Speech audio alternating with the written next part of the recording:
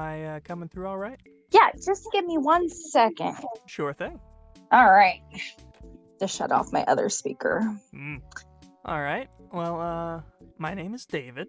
I am an independent artist with an interest in obscure topics such as the Ham on Rye Theater.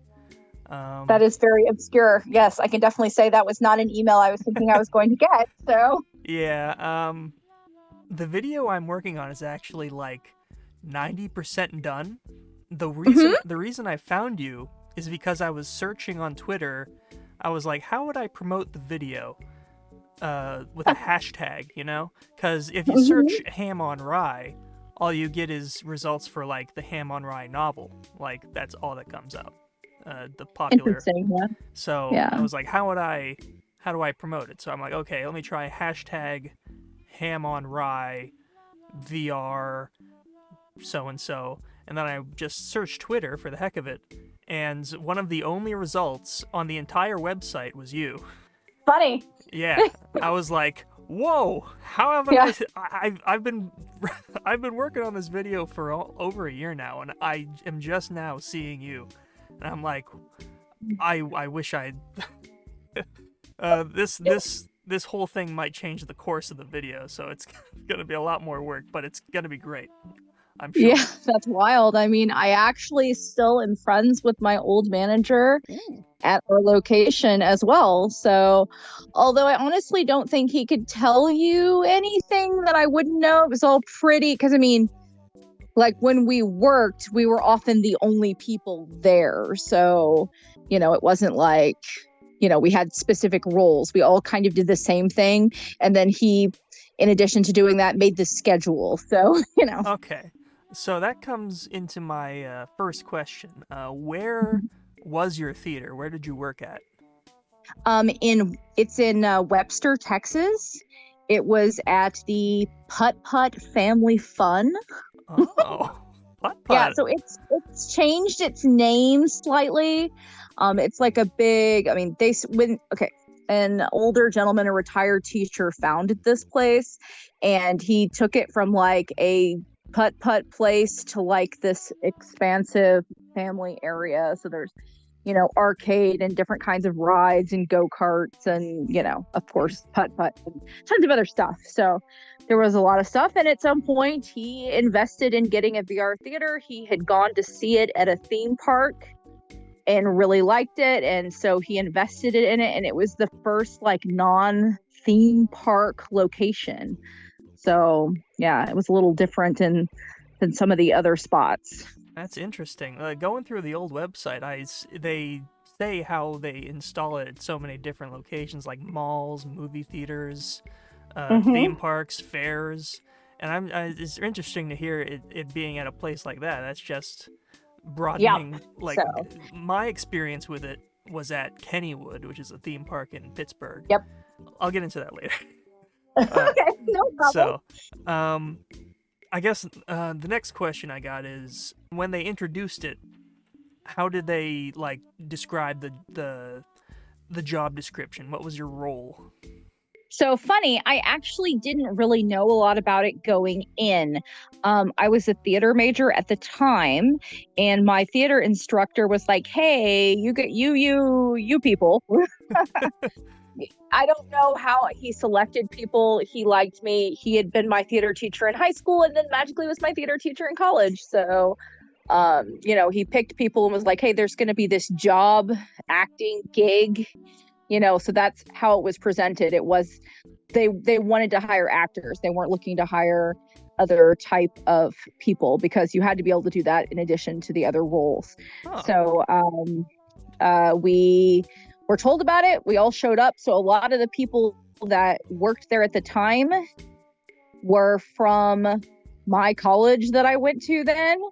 And then we had some older people that were also there who ended up being my manager. And I have no idea how he found the listing for that job. It must have just been posted somewhere because he's one of those people that's following all the, posted actor gigs looking for stuff.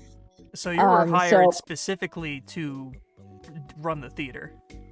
Right. So everyone is in the VR thing, right? Yeah. And you basically take turns being in the VR thing and running everything else. Like there's not anyone who works the desk or, mans the equipment. It's everybody does everything. So. Okay, that was one of my questions actually. How many people at once operate the theater?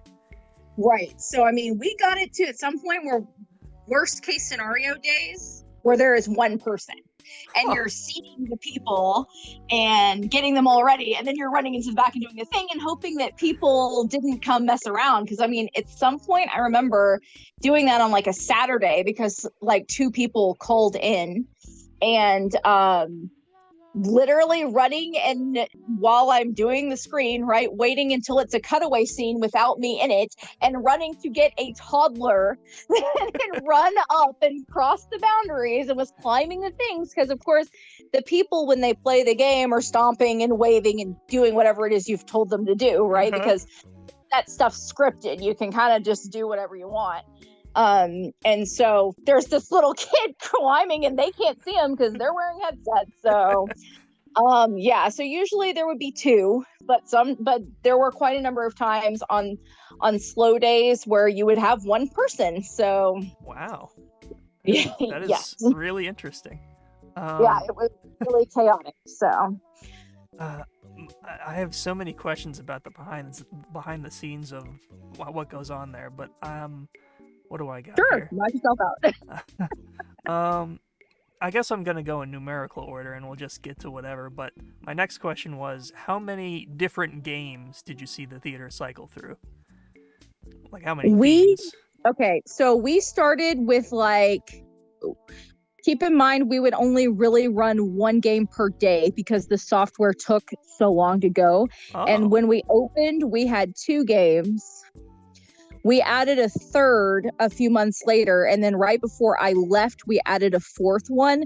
But I did not enjoy that one. I felt it was really not as cohesive as the other one. And like, if you're the only person working, guess what? You could pick what game it was because the person who owned our location did not care.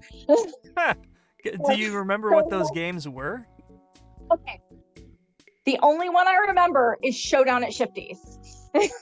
Was that a Wild West one by chance? It's a Wild West one, yes. And there was a pirate one. Okay. And the pirate one was actually my favorite. And I wonder if I could think about it to figure out what that game was, because I used to have that song stuck in my head forever. The one that was at the end of the thing. So Pirates, Showdown at Shifty's, Haunted something spooky. It was bad. It was bad. I remember it being very dark and monochromatic and just... So it relies on audience participation. So like if you don't have audience participation correctly, it doesn't go well. And I don't remember what the 4th one was because I didn't really do it. Like we were bringing it out when I was leaving. So right. Never really trained myself on it. Okay. So yep. Have you played these yourself, like from the guest perspective? Yes. I mean, like whenever when we started with the 2-1, the pirate one and the Showdown at Shifty's, when we learned those games, everyone was in the seat a lot doing it. So those 2 games I saw countless times. Plus, nice. You just put it on to make sure the equipment's working and whatever. Whenever we trained new people or anything like that, so. Yep. So you mentioned training. Mm-hmm. Did you have an instructional video, or was there like somebody from the company that trained you? There was someone there initially. Okay. There are videos out there, training videos. But yeah, so we had a person who did the training for us that was from Ham on Rye. That was a part of his involvement, was part of the, you purchasing the theater for your location. I guess. So this is a franchise situation is what it is.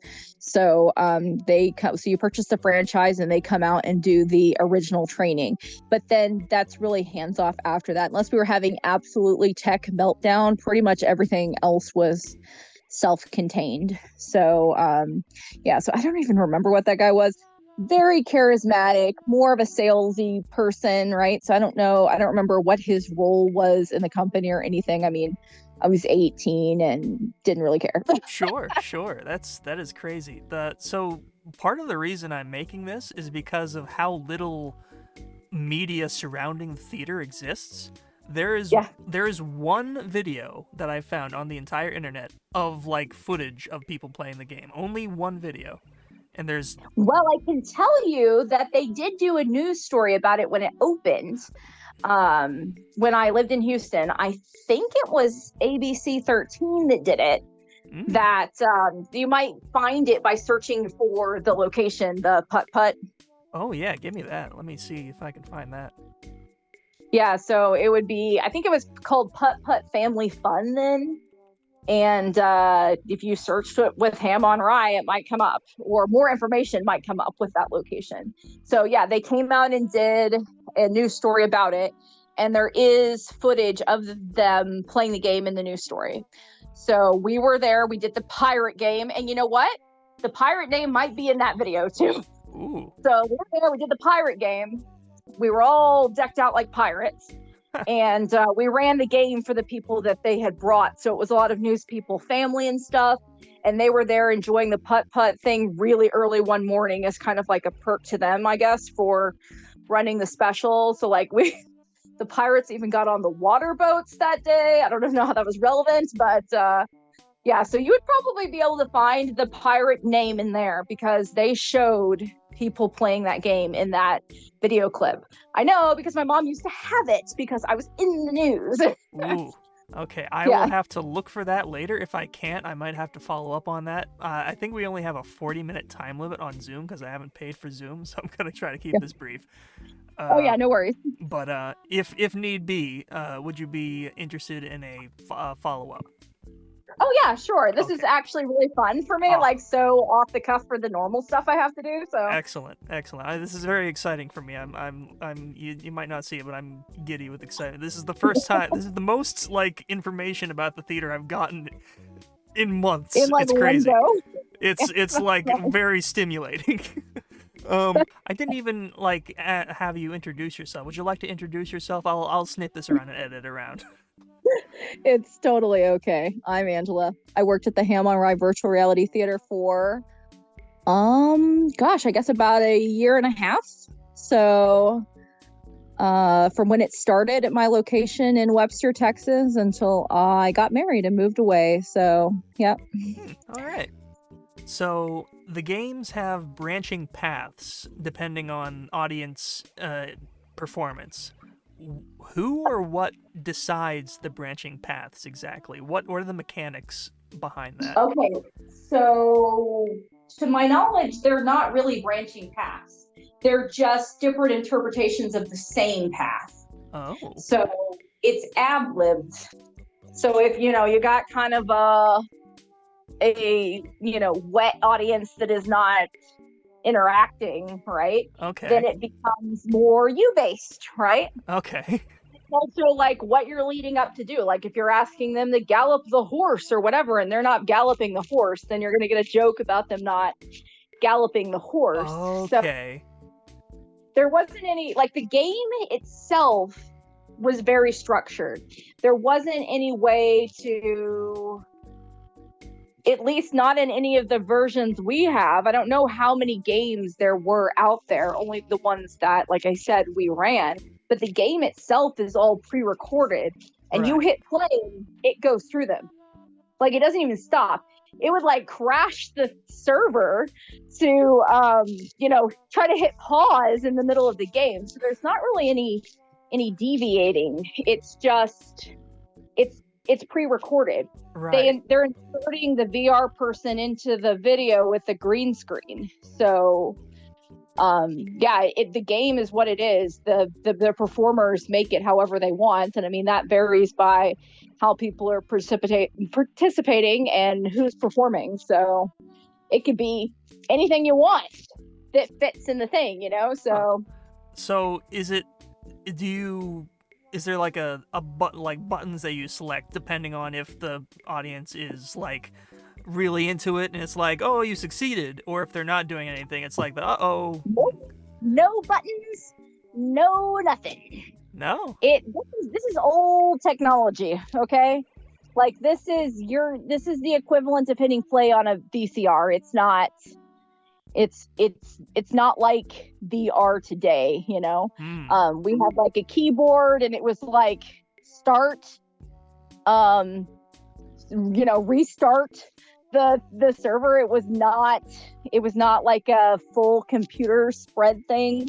We had the tower for that was essentially the CPU in one room, and then we had like the buttons that you press to go, and a camera and the green screen in another room, and that was it. Like there's not anything you can do. Wow. Different. Yeah. So I guess my question is, per game, are there different, like depending on the audience coming in, they look like they're gonna participate? Like what in the patent images? There's no different. There's not anything. You can't even like switch the game. It takes so long to boot up the thing, right? Like when you come in the morning, you switch on the game and you let it do its thing for a while, because it's going to be a while. If the power goes out, or it freezes for whatever reason, you have to restart it. That's a long process.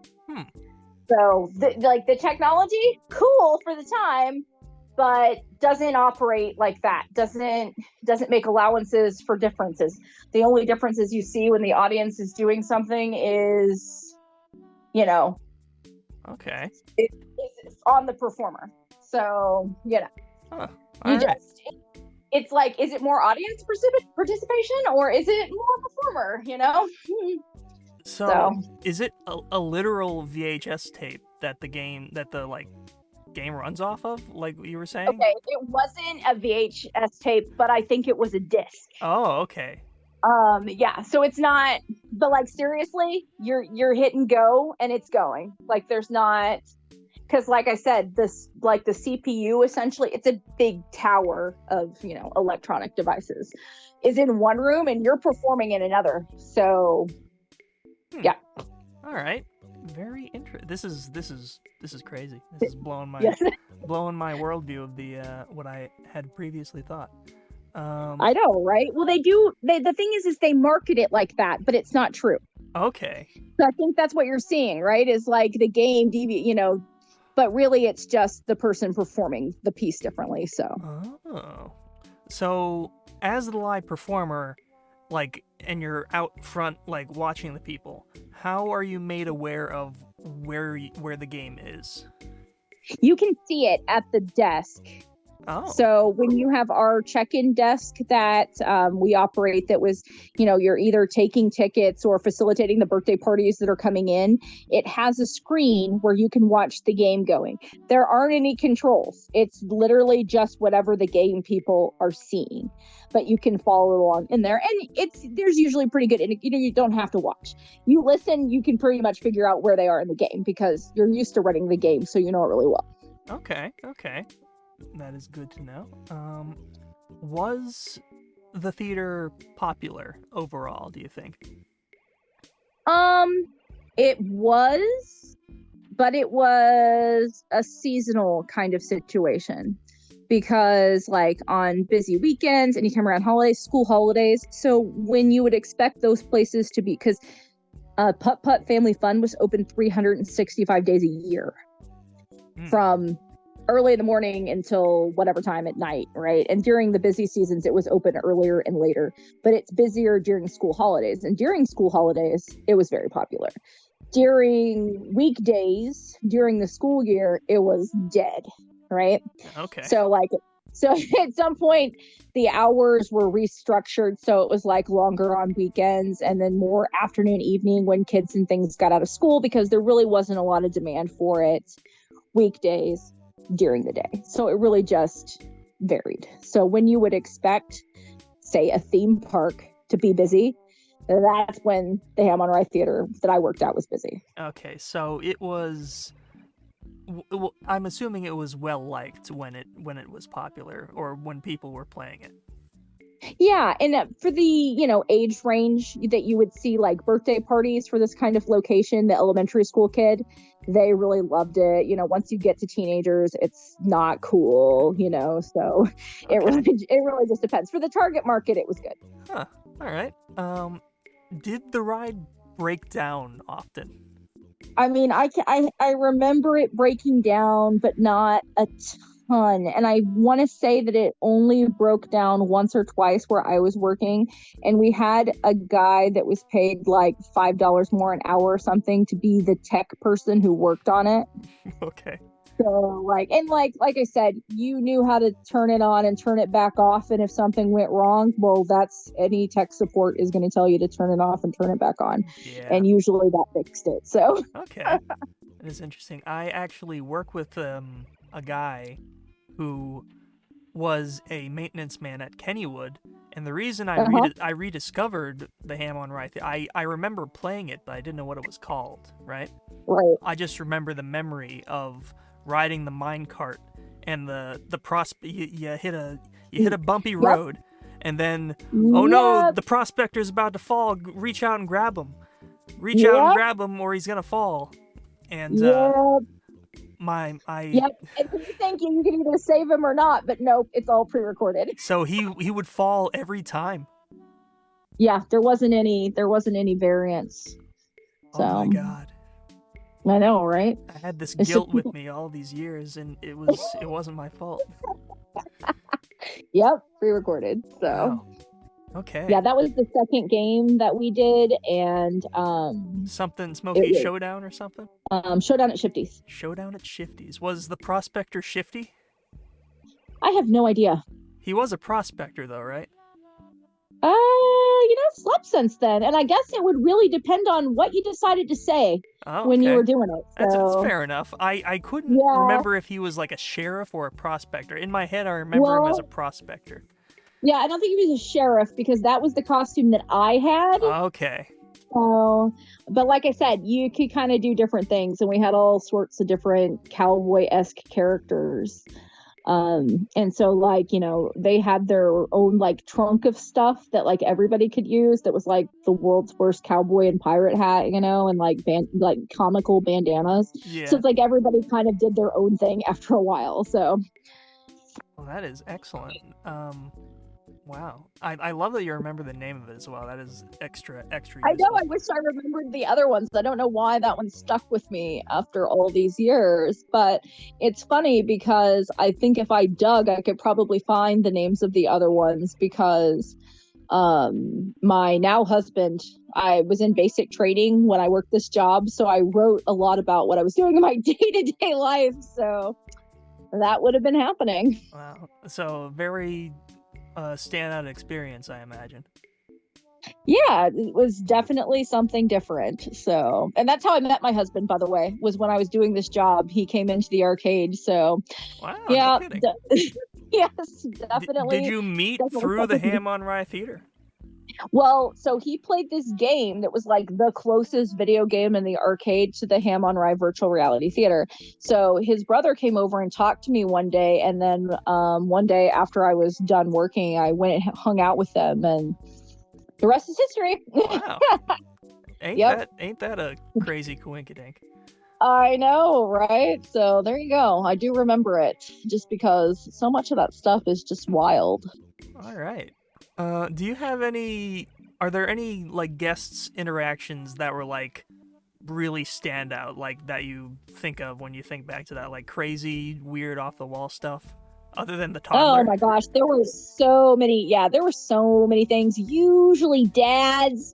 We had this dad at some point, and I'm like, I honestly don't even know if he spoke English, so it might have been a language barrier. It was just like, took off the thing, put it down, and like walked out in the middle of it. Oh no.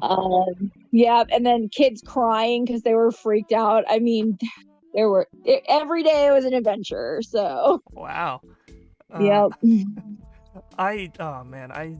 Part of me wishes I could just walk back in time and just observe that, because VR wasn't really a thing back then.